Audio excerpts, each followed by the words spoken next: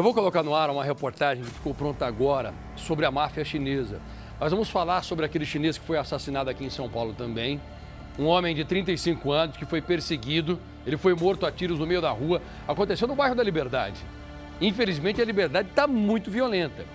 A principal suspeita da polícia dessa execução está ligada justamente à máfia chinesa. E a nossa reportagem inédita agora vai trazer todas as informações sobre esse grupo que veio da China já tem um tempo e que começa a criar raízes cada vez maiores. Eles estão em todos os cantos, eles estão infiltrados. Mas sabe o que mais chama a atenção? A máfia chinesa, ela não age contra qualquer um, porque eles sabem que se eles se intrometerem nos negócios, entre aspas, né? Isso não é negócio, mas nos esquemas do PCC, o PCC vai para cima deles. Então eles vêm e fazem um acordo de cavalheiros. Olha, vem cá, nós não vamos mexer com o brasileiro, a gente só quer fazer esquema em cima de chinês. Nós viemos lá da China justamente para praticar todo tipo de crime contra os chineses. Só que é o seguinte, a gente precisa do respeito de vocês. Papo de bandido, de acordo com a polícia, de acordo com a justiça. O que seria o respeito? Por favor, PCC, não mexam com os chineses. Quem pode explorar os chineses somos apenas os chineses que vieram de lá. O Lombardi está até espantado com essa notícia, mas você já sabe, né, Lombardi? Aí, o que eles fazem, Lombardi? Eles chegam e dizem que você vai ter que pagar uma taxa de proteção. A proteção contra quem? Não, contra mim. Porque se você não me pagar, eu vou te matar. Isso não é uma taxa de proteção, isso é uma taxa para a pessoa ficar viva. Pelo amor de Deus, você tem que pagar para continuar vivo, isso é um absurdo. É extorsão. É um absurdo. Vamos ver? Medo. O restante para trabalhar aqui na Liberdade é em segurança. A gente tem que trabalhar com a porta fechada, por segurança dos clientes e dos funcionários. Insegurança. Pouquíssimo policiamento, eles não conseguem monitorar toda a região e a gente está com esse problema sério aqui na região. Impunidade.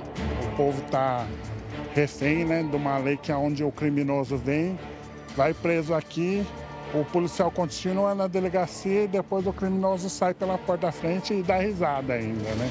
Esse é o sentimento de comerciantes e moradores do bairro da Liberdade, no centro de São Paulo.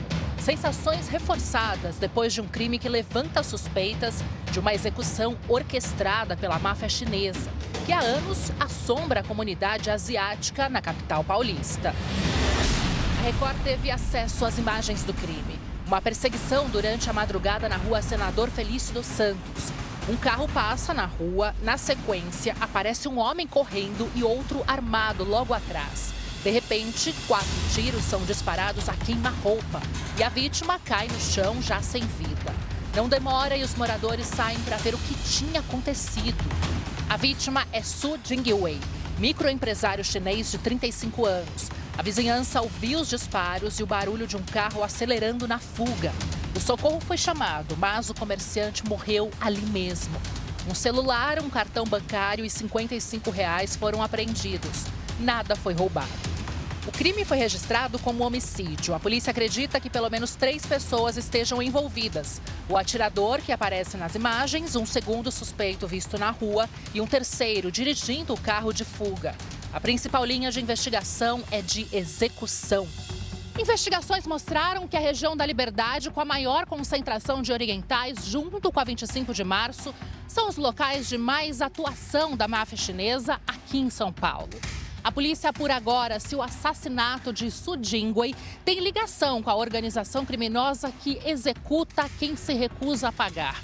O local é um ponto considerado estratégico para grupos como o Bitong, uma ramificação da tríade chinesa que usa de extorsões, sequestros, ameaças e até homicídios para controlar o comércio local.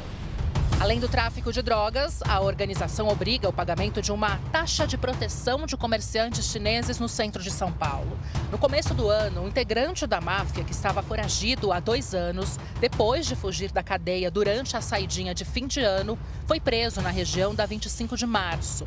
Lin Chanbin foi identificado por câmeras de reconhecimento facial do programa Smart Sampa.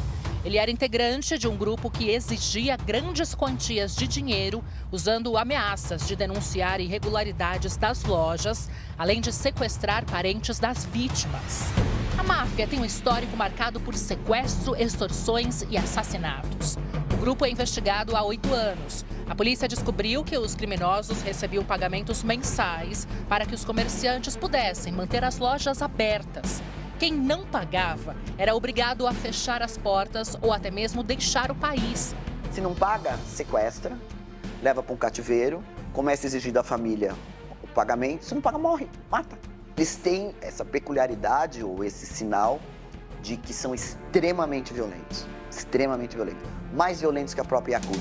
Há 10 anos, um empresário foi executado com 6 tiros depois de se negar a pagar a máfia. 14 chineses foram presos. 3 deles em flagrante por porte ilegal de armas. Todos acusados de contrabando, extorsão, sequestro e homicídio. Quando o comerciante não aceitava e se não pagava, eles batiam, eles agrediam, eles destruíam a loja.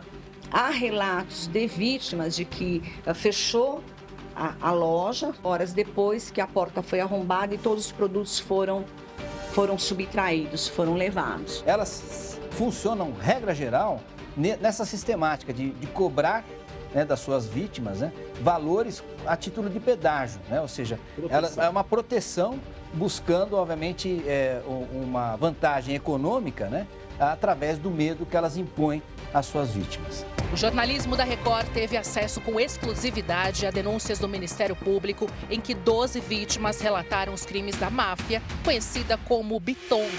Todos estão sob proteção da justiça. Uma comerciante identificada como Alfa foi obrigada a pagar o valor de R$70 mil para abrir um comércio, caso contrário, seria morta.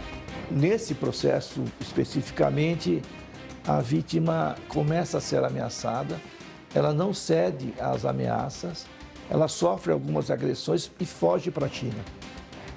Fica um tempo na China e volta de novo para o Brasil, eles vão lá e a matam mediante disparo de arma de fogo. Um dos casos envolve um comerciante que foi sequestrado e teve que entregar o passaporte como garantia de pagamento.